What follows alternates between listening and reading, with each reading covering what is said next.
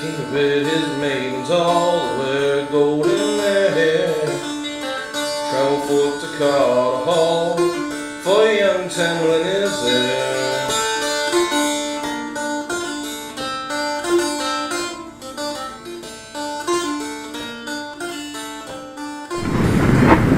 We've made a trip to our local library to find out more about the Child Ballads. And what I found is my library has a ton of books on the subject. We have the English and Scottish popular ballads, all 5 volumes. We also have Bronson's The Traditional Tunes of the Child Ballads. And then we have a book on Elizabethan songbook, which has nothing to do with the Child Ballads, but it's still pretty cool. And then we have the Oxford Book of Ballads, Leach's Book of Ballads, and several others. So I'm going to investigate further, and I will get back to you with more information. Jenna tied her curtains green a bit above her knee. Then she's gone to Carter Hall as fast as go can she.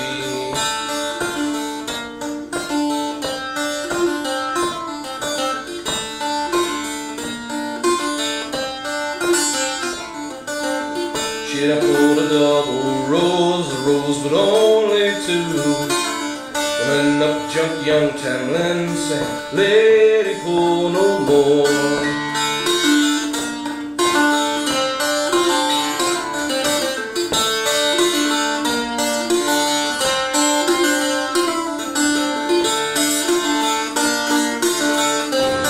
So,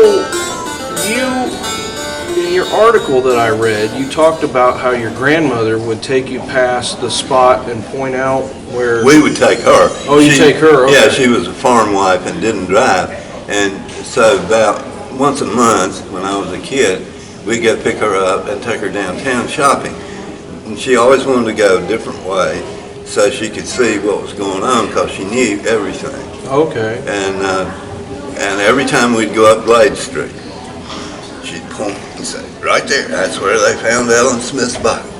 Really? So was Yeah. she alive at that time when Ellen Smith was murdered? No, Okay.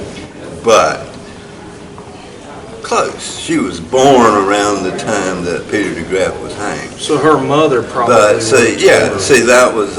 that was a major event, Okay. because a huge crowd attended his hanging, and for 2 years, that was one of the main topics of conversation in the town, was the death of Ellen Smith. Where's Peter de Graaf? They knew it was him right from the start, but they couldn't find him. Oh, okay. And back then you didn't have so-called smartphones, and you didn't have computers, and you didn't have TV, and so that kind of thing was a major source of entertainment. Sure. And so yeah, she knew. I mean, she came from a culture where everybody knew everything. Mm-hmm. It was essentially a small town culture. Even though the city had become a city, it didn't matter. It was still A small town kind of culture. yeah. How big was Winston back then? We had about 110,000. Oh, wow. So it was a pretty good sized city. Yeah, for but that see, time. these people, their roots reach back to when the population was 10, 15,000. Sure. And of course, she never actually lived in the city of Winston-Salem. She lived on a farm outside. Outside of it. Yeah, but it was just like people knew stuff. Sure. And it's not like today where people move to a city and never even get to the point where they can find their way from point A to point B. Oh, right, yeah. Back then, in fact, when you do research in those days, the newspapers never give an address for anything. Oh, because everybody already Because knew it. everybody, yeah. Why waste space? Right. And that's made it really hard for me to pin down exactly where Ellen's body, because the newspapers always say at the spring Right. behind the hotel.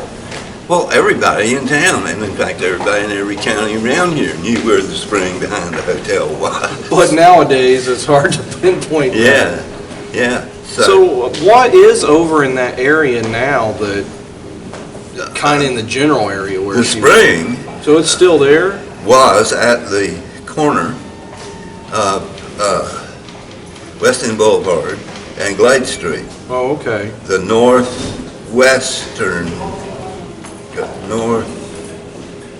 corner. Yeah. Okay. And that is the property formerly occupied by the YWCA. Oh, okay. Bill Benton is now developing that property, houses, single unit housing. Okay. But it's right down in that corner.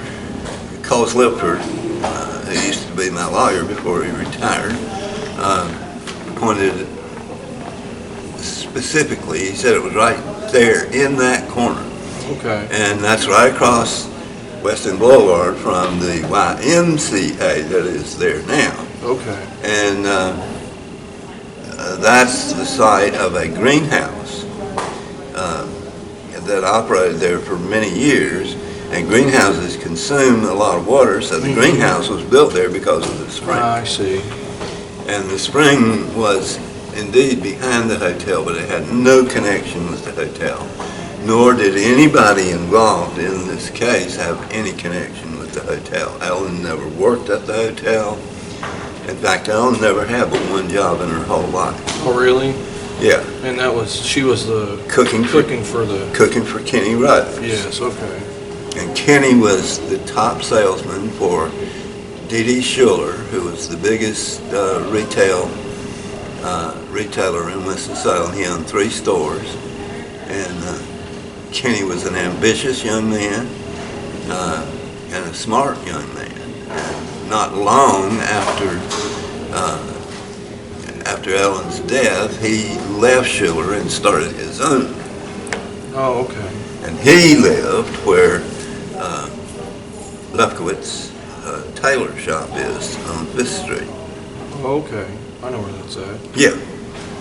And he was a pretty sharp dude, and he gives us our best look at Ellen because he says, one, he thought she was younger than she was when she came to him. We're not sure how old she was, but she was no more than mid-teens. Oh, I see. And he wanted a cook, and he got one, and he was very happy with her. He does mention, I think, on more than one occasion, that she was not exactly a candidate for the National Honor Society, but he said she was a nice person and a hard worker, and he was perfectly happy with her. Do you think that Peter DeGraff would have maybe taken advantage of her because she wasn't so bright, or did they genuinely care about each other, or what do you think about that whole deal? I think DeGraff was a hardcore loser. Oh, yeah. And a womanizer. He'd take what he could get. Any number of people stated at the time that there was no telling how many young women's lives Peter DeGraff had run. Oh, that's sad. Well, the sad thing is that once I got her pinned down as to who she was from Yadkin County, I realized in looking through census data and stuff that she was an illegitimate child. Oh, okay. She was living in a household with a mother and an aunt who were both probably illegitimate children. Oh, wow, so she comes from a long line of... Yeah, she was and on a farm. And farm work is hard. Sure it is. and there ain't nothing exciting about a farm. Nope. And I think that the combination of being illegitimate, having an illegitimate mother, farm, Ellen just needed to get away from there. Well, she knew she was going to be stuck in the same kind of situation. Yeah, she could see the revolving door. Here, my mother, now here's me. And no doubt, and sure enough, she got pregnant. But at least she saw the city as an escape. And she came over here and she worked hard. And so how long would it have taken back in that time to get from where she lived in, you said Yadkinville? Well, no, she didn't live in Yadkinville. She lived in eastern Yadkin County, down near the old 421 bridge. Oh, okay. And would that have been like, would Winston have seemed like a really far place from at that point in time? you could walk it in a day. Oh, okay.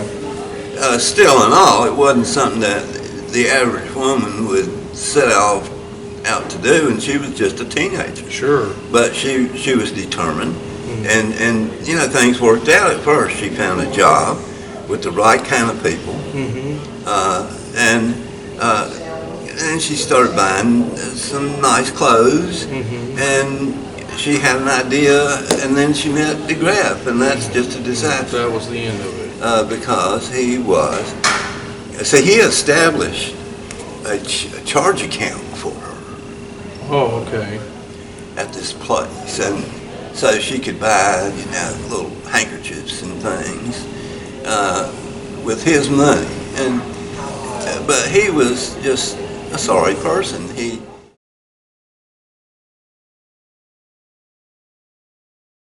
But anyway, we were talking about how it's fascinating that some of these tunes get attached to them, I guess. But well, what do you know? Do you know anything about like the Lawson family, or? Now I know that story well. Okay.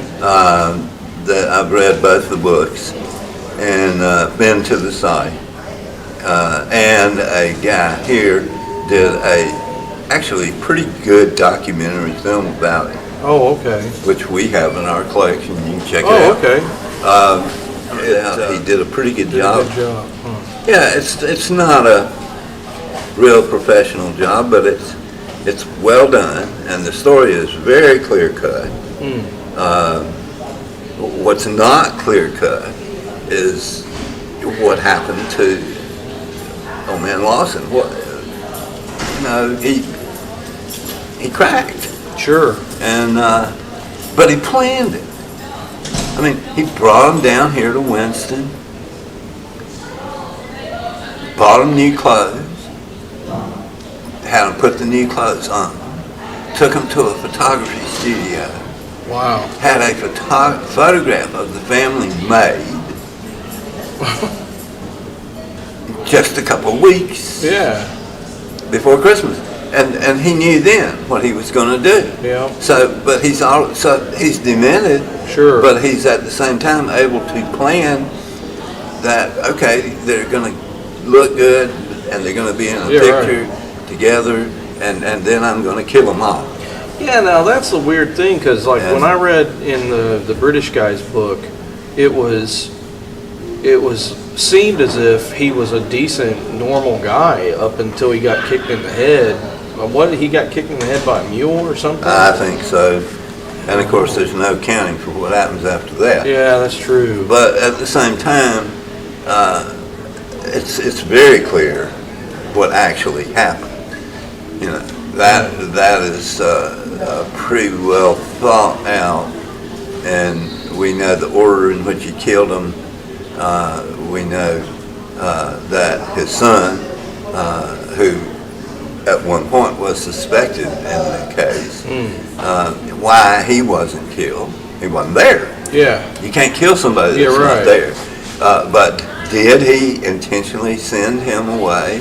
He had gone down to Germantown to try to find more shells. They had been hunting that morning and had run out of shells, and supposedly his father sent him to, that's what he said. He said, Daddy told me to go to Germantown and see if I could find some more shells. And so that's where he was. Did the father send him intentionally with the intent of sparing him and having one surviving member of the family? Or did the father, did the boy just go on his own? But he says his father sent him. And did he have an intent, or did he just mean go get some shells? Yeah, who knows? Everything else is so clear that he killed all the people, and then he went and killed himself. What do you think about? To me, what's most remarkable about the whole thing is what happened after, when they buried him. They buried him along with them. Here's the guy who murdered his family. Right. He's buried in the same ceremony, in the same cemetery, in the grave next to.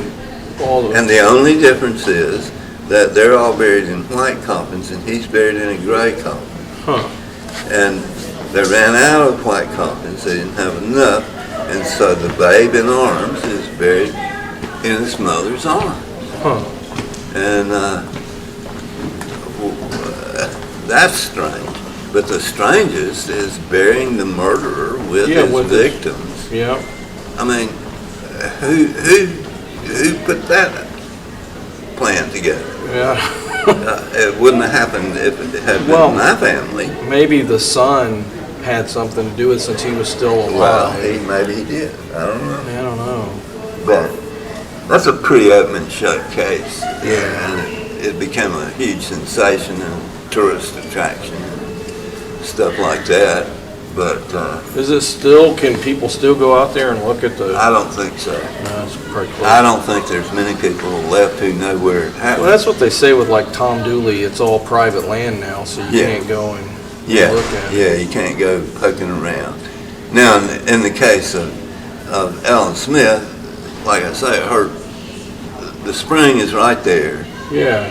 On the corner, you can see where it was, and the hanging ground is now county property, but it's under concrete. Right. And it ain't much to see anyway. Yeah, and Kenny Rowe's house is gone. Oh, is it? Okay. Well, yeah, that down here they all rebuilt the whole area. area. That's a business area. That's commercial. So his house is gone. Ellen Smith's house in Yankton County long gone. Mm-hmm. And so there's really nothing but pictures left, except for the spring. You can go down there. Why do you think people wanted to write songs about this stuff? I mean, who wants to sing these things? What else do they have to do? Yeah, I guess that makes sense. In a way, that kind of ballad thing was kind of a news agency. It's the way people spread word. I mean, you look at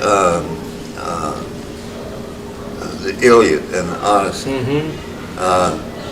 Those are history, but they were not written history. They were oral history, sung by ballad singers. Sure, the Greek ballad singers. And very complicated stories, and that was the way much passed orally. I had an experience in Alaska with the Aleut Indians at the beginning of World War II, when Japan invaded the Aleutian Islands. The Aleut Indians were gathered up and moved off the various islands to Sitka. And that's where they were when I was stationed in Adak, Alaska. And we had a tugboat that we sent with a medcap team, a doctor, a nurse, a dentist, and a dental assistant, over to the Aleut Island once a month to provide them with medical care. And I got curious and hitched a ride with them one time. And whenever I get to a new place, the first person I look for is a local historian. Sure. And they said, "Oh, well, that's him over there." And so I go over there and start talking to him. Well, they don't have written language. Right. Their tribal history is totally oral, but it's probably more accurate in some ways than ours is. Less political and more straight to the point. Yeah. Because it's very straight to the point. He showed me how he teaches. See, he is the history of the tribe because it's in his head. Yeah. All right. He must transmit that to the next generation of tribal historians. And so he had several. He had one, say, 40 years old, one 30, one 20. And they mummify their dead and put them in a cave. And so how does he teach the history of the tribe? He takes his students and they go into the cave and they go to the back of the cave. Wow. Because the bodies are arranged chronologically, back to front. And he puts his hand on the mummy and he says, "This is so-and-so. And so-and-so was born to so-and-so and so-and-so. And here's what so-and-so did in his life." And so the tribal history is literally an interweaving of the lives of all the people who have ever been in the tribe. And he works his way from the back of the cave to the front. And he said, "I have to get this done at least once for the oldest guy." Wow. So that he has a chance to be able to pick up if something should happen to me. And that's the way they do it. Wow. Well, and that's probably how it's been with every culture that came up with these songs, you know. Exactly. And that's what the music is oral history. And you know, there's gazillions of songs, and they wrote songs about Pretty Boy Floyd, the Outlaw. John Baez did. Yeah, and John Dillinger, they did a song about him. Oh, yeah. If you ever get to go to Santa Claus Land, Indiana, they got a John Dillinger museum there that's really worth checking out. And, well, see, that's how they did it. I love the song Pretty Boy Floyd, the Outlaw. That's a great song. Oklahoma knew him well. Yeah, they did. Yep. But that kind of stuff, you know, and so you got songs and you got artistic depictions. Because much of this is unwitnessed, and so it fires the imagination of the artist. Joe King, the famous Winston-Salem artist, Vinciata, the first publicly known painting of his, there was a guy trapped in a cave in Tennessee or Kentucky, and it was national news for days. I mean, it was huge. You know, anytime somebody's trapped in a cage, everybody wants to know about it. That's going to be big news. And this was huge news. And so the newspaper people are doing these drawings, diagrams of the cave, showing where he is and stuff. And so Joe did a painting which is lost, and we'll never know what it was actually contained. But he was a teenager. He was 14. Wow. Something like that. He did a painting, and it was put on display in a drugstore in Greensboro where he grew up. Yeah, and put up for sale as a, you know, and there were artists all over the country doing the same thing, painting. So that's what much of our history is recorded as amateur paintings and somebody's ballad. Yeah. Well. At one time, I had the complete recordings of, what's his name? The folklorist who, Alan. Lomax. Lomax, yeah. At one time, I had the complete recordings of Alan Lomax. Now, that's some interesting stuff. Tell me all about it. And see, I've always been fascinated by that kind of stuff, and people like Lead Belly. Oh, yeah. And Well, I was surprised to find out that Lead Belly had actually recorded some versions of the Child Ballads too. You know, he did. Really good, interesting. Well, stuff. they're great music. Yeah. And they people love stories, narrative. You know, you can have like Jim Morrison's great masterpiece, The End. People listen to that and they go, huh? Well, what's this song about? Well, I know what it's about, but that's because I actually knew him. Oh, really?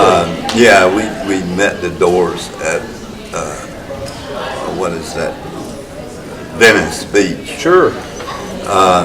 Before they were famous, they were actually opening at the Whiskey A Go-Go for. Yeah. Anyway, they were opening. Nobody knew who they were. We were told by somebody who had seen them, go see them because you ain't gonna believe it. And Morrison better be looking for a job because they pretty soon they gonna be stars there. And that did happen. But we ended up in having a pretty drunk weekend party with them, and see, Morrison was his father was commandant of the 7th Naval Division, which we were a part of in San Diego, and so we knew who his father was, and his father was a jackass. Oh, yeah. Yeah, and that song's about him. Oh, wow. And yeah, Father, I want to kill you. Wow. And he did. He hated his father. Wow, that's too bad. And but the song doesn't make any sense, and so Unless you know the background. yeah, unless you know.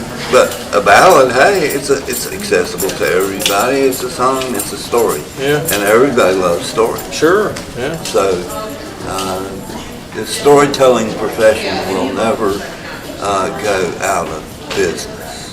You know, everybody, I think, loves a story. It depends. One of the things that I found with Child was so many of the people, well, here in North Carolina was a big chunk of them. Virginia, he found a few, well, quite a bit, I guess, but in Massachusetts, all over the place. But North Carolina, a lot of people, I think, that had preserved a lot of the old ballads that he couldn't even find in England, you know, or in Scotland. Yeah, they had moved over here, and it's like they brought the ballads with them, stole them from the people, and so the people back there didn't know them anymore. Yeah. But the people up here in the Appalachians knew them. Well, how many, I mean, was it a big migration of Scotch and English people that came in? And oh, yes. What years were they coming? They were coming early on. My ancestors from Scotland came in two waves. One in the 17th century. They came thinking they were going to settle in Jamestown. Okay. It didn't happen. Well, they got there and the English looked at them and said, y'all any English? Y'all some of them lousy Scots. You just keep moving. That's what they did. And yeah, and then the second wave came in 1752, and they arrived in Charleston, and It's okay. I'm not sure. None of them wound up in the mountains, but I think the ones who wound up in the mountains were the ones who got kind of pushed through because they couldn't compete for the best land, and so they got pushed to the worst land, and so they became isolated, and that's how it got preserved. Is that the ones who settled along the coast, like the first wave of my family in Cartuck County, lost all that stuff because they were surrounded by other cultures. Mm. That makes Here sense. you had Germans, Oh yeah. you had Scots, you had English. The English and the Scots hated each other. They all hated the Germans. And Well, then the potato famine happened and the Irish came. yes, and then the Irish arrived. And but once you take those cultures are isolated over there. But over here, they all mixed up together, and so they start losing their culture and becoming American culture. Well, and But that explains the ones why up you in the have mountains- such different versions all within Oh, yeah. miles of each other, really. Yeah. Many different. When I did my blog post on the DeGraff thing, I did not use the Kingston Trio's version. I put a video at the beginning of the post, and I deliberately did not use the best known version of the Kingston Trio. I used a version that was done by two upper crust sisters who were into it, and it's actually a wonderful version because they had. These are cultured women who have been to university and everything, Sure. but when they sing, they had the right feel. Yeah. And I love their version, which is quite different from the Kingston Trio's version. And Well, the Kingston Trio is so polished too that it's very far removed from. well, they're polished too, but they just try to sound not polished. Yeah. Yeah, I guess. Hey, I'll tell you the funny thing about, I gotta go. I tell you the funny thing about the Kingston Trio version. It was a big hit. All right, we go to see the Kingston Trio one night in Washington at Carter Barron Amphitheater, which is in Rock Creek Park, the largest and the oldest city park in the United States. And Carter Barron's a wonderful place. Summer, you can sit outside and listen to music.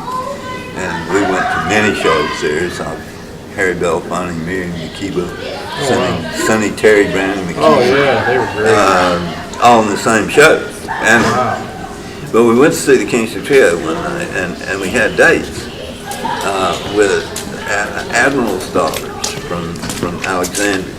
And after the show, we decided to go to a club in Georgetown where the Limelighters were performing. And we were going to go see them too. The girls were dazzled. You guys are so sophisticated. So, we go down there. Well, we arrive, and the Limelighters are on stage, so they won't seat us until they take a break, and then we'll be seated during the break. So they put us in the lounge, and we're sitting at this big table, and who walks in? The Kingston Trio. And so they come and sit at our table and start trying to snake our dates. And we're all talking, and we get to be reasonably good friendly with them, you know. And then a couple times later, I see the Kingston Trio, and Bob Shane and I hook up. And so I sort of know him. It's not, he ain't no buddy of mine or anything, but I know him. So we got street singing going here in Winston-Salem, and the Kingston Trio comes to Winston-Salem to perform street singing. They performed on the Trade Street stage, right near Trade and 5th. Wow. And so I go to see it, and they perform.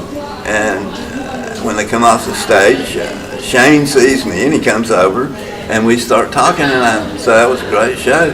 I said, but I'm curious, why didn't y'all do Ellen Smith? Yeah. And he says, why would we do Ellen Smith? And I said, Bob, when you stand on that stage, you could have thrown a rock and hit the house where Ellen Smith lived. He said, you've got to be kidding me. That was a Winston-Salem story. Yep. He said, we never had any idea. Didn't have an idea. He said, hell, we'd have made it the grand big finale. thing. Yeah. Wow. If we had known that, and but they didn't know. Wow. They just sang the song. They weren't folklorists. Well, I knew all these songs, and when I moved to Winston, I had no idea that so many of these took place around here. Yeah, they were. They have local connections, but they're everywhere too. I heard some really neat stuff in Hawaii. You gotta see, Hawaii's got, in addition to ballads and stuff, they've got mythology. Oh yeah. They got their own gods. And You get to hear those stories too. oh yeah, and see, when I took my wife out there and we hooked up with local historian who took us around and oh, I mean, the demigod Maui. Oh yeah. He's my favorite. He was a demonic